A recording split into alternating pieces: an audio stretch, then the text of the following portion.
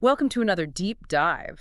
Today, we're venturing into a realm where reality blurs with the fantastical white mao, the world of lost species. These aren't creatures officially declared extinct, but rather those that have vanished from our slate, haven't been officially spotted in decades, and might, just might, still be out there. Got a stack of research here all about them, and luckily I'm joined by an expert to help us sift through it all. Yeah, it's a fascinating area, really highlighting how much we still don't know about the diversity of life on Earth. Right. It's like we're playing a global game of hide and seek, but with stakes much higher than just bragging rights. And get this, one of the creatures on this list is a catfish so large it needs its own zip code. We've also got a duck with a head so pink, you'd think it was designed by a flamingo fashionista. And then there's the Tasmanian tiger. Is it truly gone? Or just really, really good hiding? Well, each of these species presents unique challenges and raises intriguing questions about the very nature of extinction and rediscovery. Okay, let's unpack this a bit. Before we get lost in the specific creatures, what actually makes a species lost? Is there a time limit, like a Yeah. you haven't been seen in 50 years, so you're officially lost rule? It's not quite as simple as a ticking clock. It's more about a confluence of factors. The last confirmed sighting, of course, plays a role. Then there's the intensity of searches conducted. Have we really looked everywhere plausible? And we consider the species' known range and what experts in that field think. Sometimes a species is naturally so rare or elusive that even a few decades without a sighting sets off alarm bells. So it's like piecing together a puzzle, with each piece being a clue to the species' fate. Precisely. Now, Let's start with a creature that certainly grabs the attention, the fat catfish. Known only from Brazil, it seems to have disappeared from its habitat, likely due to human activity. It's a stark reminder that habitat destruction is often the leading cause of species decline. you know, as we go through this list, I'm realizing that many of these lost species are victims of our own actions. It's a sobering thought, isn't it? It certainly is. The fat catfish exemplifies this tragic reality. But then, there's the pink-headed duck, last seen in the 1950s, with a head so vibrantly pink you'd think it would be hard to miss. Yet it vanished. It really highlights how habitat and behavior play a critical role in a species' elusiveness. Wait, so a bright pink head isn't a guaranteed ticket to being seen. Not if its habitat is shrinking or its behavior changes in response to threats. Even a brightly colored animal can become incredibly difficult to spot if it's adapting to survive. That's a good point. Makes you realize how much we underestimate the adaptability of some of these creatures. Okay, next up, we have the Red Sea torpedo. This electric ray is shrouded in mystery. We know so little about it. It's almost like a ghost story from the depths. The Red Sea torpedo perfectly exemplifies the vast knowledge gaps we have for many marine species. It's a reminder that the ocean is a largely unexplored realm, and unfortunately, funding for research often prioritizes what are considered charismatic species, leaving many others in relative obscurity. And then we have the Coupre. This wild ox from Southeast Asia offers a glimmer of hope. It's possible, though not confirmed, that a small population might still be holding on in some remote, unexplored area. It's like a little spark of optimism amidst all the uncertainty. Exactly. The Coupre highlights the importance of continued exploration and research, especially in remote regions where new discoveries are still possible. There's always a chance, however slim, that a species we thought lost could be clinging to survival. I'm all for a good dose of optimism. And speaking of tough survivors, there's the Cerdaria shovelnose sturgeon. This one's a heartbreaker.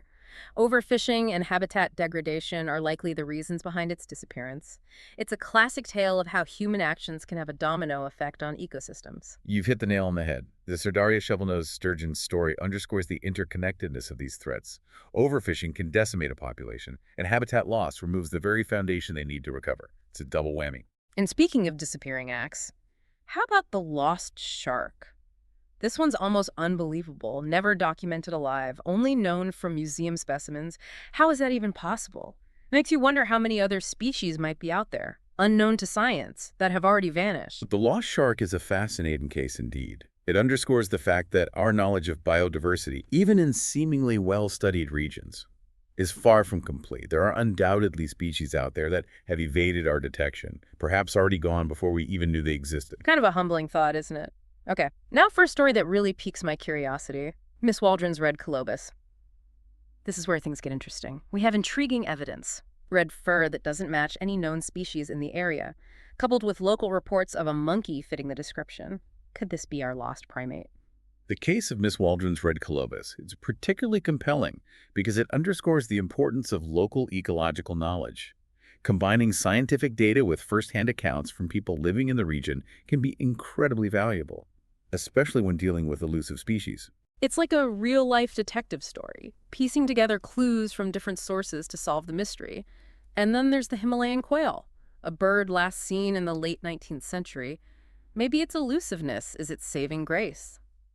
The Himalayan quail highlights the challenges of surveying vast and often inaccessible habitats.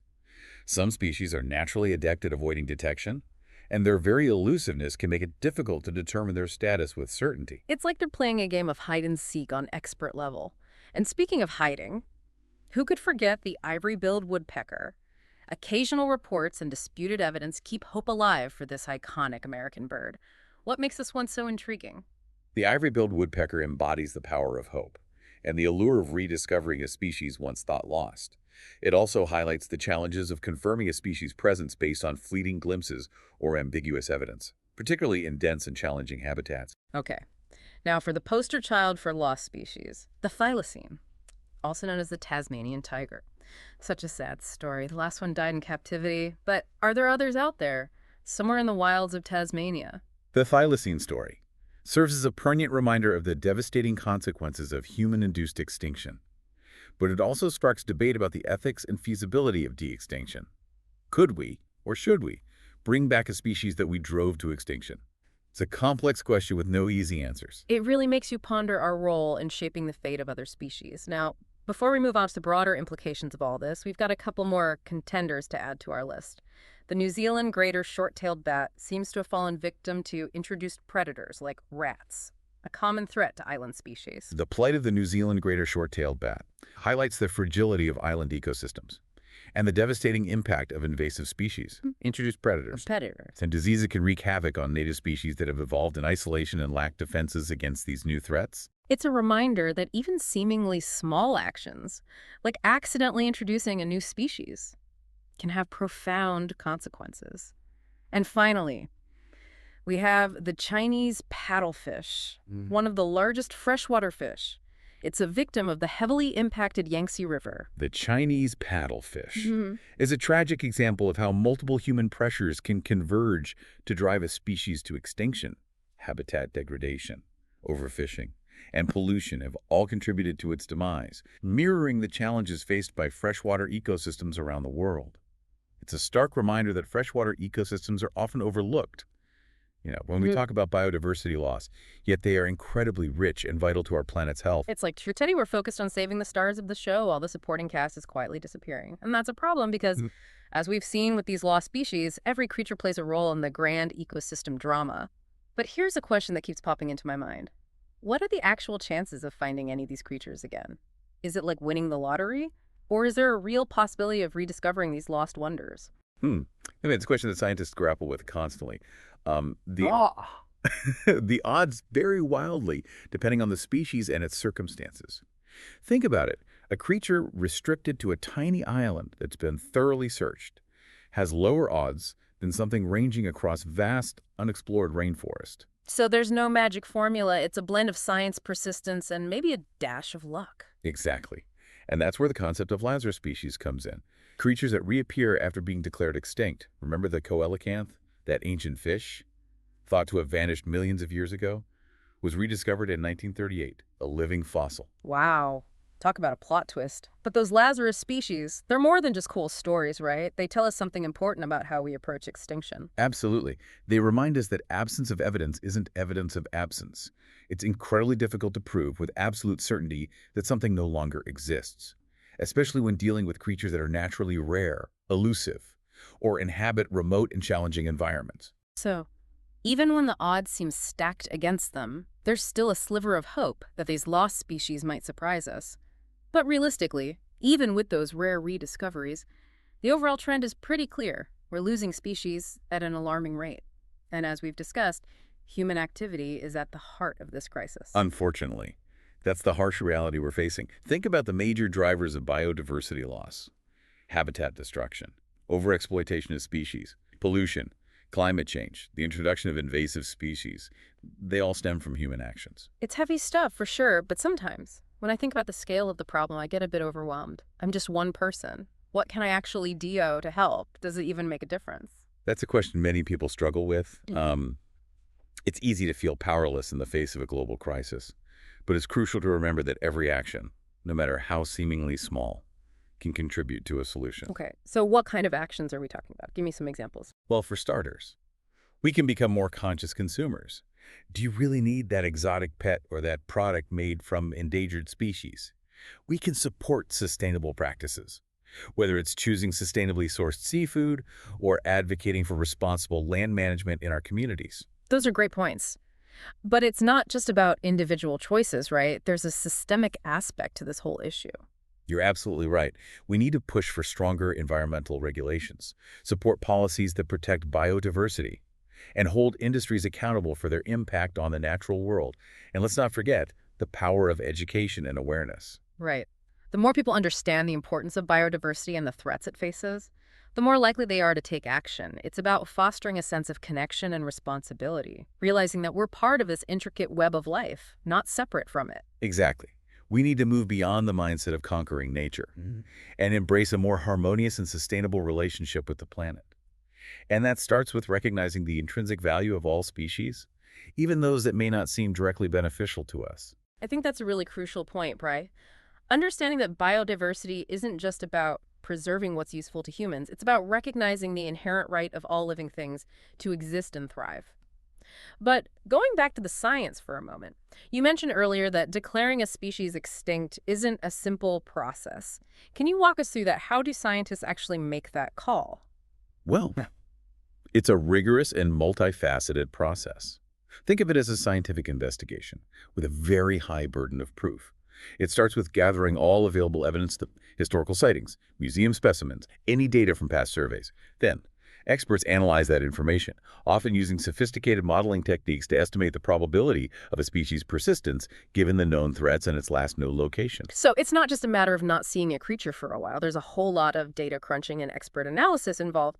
But even with all that, isn't there still a margin of error? Nature has a way of surprising us, right? You're right. There's always a chance, however slim, that a species presumed extinct could reappear.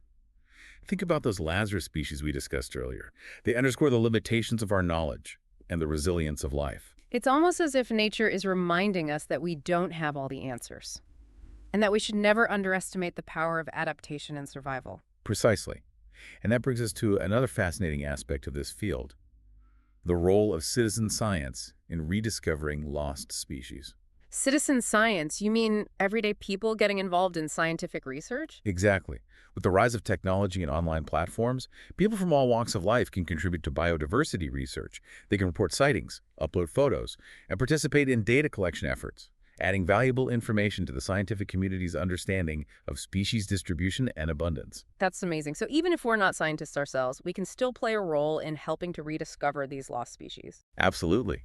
Citizen science has already led to some incredible discoveries, including a rediscovery of species that were thought to be extinct.